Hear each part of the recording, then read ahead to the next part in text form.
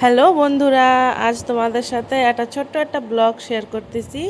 আমাকে ঘরে রামায়ণ গান দেওয়া হয়েছিল। আমাকে যে ছোট ঠাকুমা, সে আমাকে ভিতরে আজ নাই, তো তার জন্য ছোট একটা রামায়ণ গান আর যে খরচ যাকে বলে সেটা ছিল আমাকে ঘরে।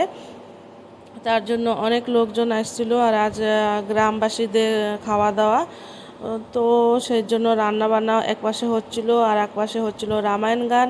অ্যাকচুয়ালি আমি না একটা জিনিস ভাবি যে অ্যাকচুয়ালি যে মরে যায়, ঠিক আছে, সে তো মরে গেছে, বাট লোকেকে কেন খাওয়া দাওয়া হয়, যে লোকেকে কেন খাওয়া দাওয়া করাতে হয়, এই খরচ জিনিসটা, মানে খরচ জিনিসটা কেন হয় আমি আজ পর্যন্ত বুঝি নাই, যে মরে যাওয়ার লোকের জন্য অন্য লোকেকে কেন খাওয়া দাওয়া করা হয়।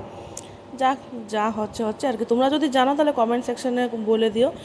আর তাছাড়া এই যে অনেক কিছুই রান্না হয়েছিল, তার ভিতরে এই মাছের ঝোলটা রান্না হচ্ছিলো আর দুই দাদা রান্না করতেছিল, অনেক ভালোভাবে রান্না করতেছিল আর ভালো টেস্টি টেস্টি রান্না করছিল অ্যাকচুয়ালি যারা বলে যে খালি রান্না জিনিসটা হয়েছে মেয়েদের জন্য, মেয়েরাই রান্না করে, রান্না করতে হয় মেয়েকে, মেয়েকে কাজ হয়েছে রান্না করা, সেটা একটা যদি মেয়েকে কাজ হয়ে থাকে রান্না করা, ঠিক আছে, তাহলে তোমরা আমি দেখে থাকবা যে হোটেলে কি কোনো জায়গা ঠেলা মেলা যে জায়গা হয়, কি যে জায়গা ম্যারেজ বাড়ি যে রান্না হয়, ভোজি বাড়ি রান্না হয়, সব জায়গা ছেলেরা রান্না করে।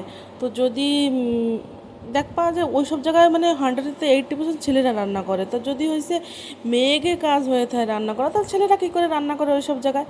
অ্যাকচুয়ালি রান্নাটা কোনো জেন্ডারের ইসে না, রান্নাটা সবার জন্য, সবাই করতে পারবে।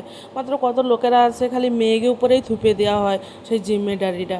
তো চলো ছাড়ো সেই সব লোকেকে কথা, আমরা বসে পড়লাম।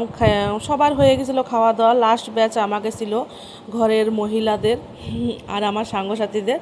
তো ফার্স্টে তো ভাত দেওয়া হয়েছিল, ভাতের সাথে ছিল ডাল, মুগ ডাল, পাতাকপি ভাজা, তার সাথে ছিল চিপস, এটা হচ্ছে আমার ফেভারিট।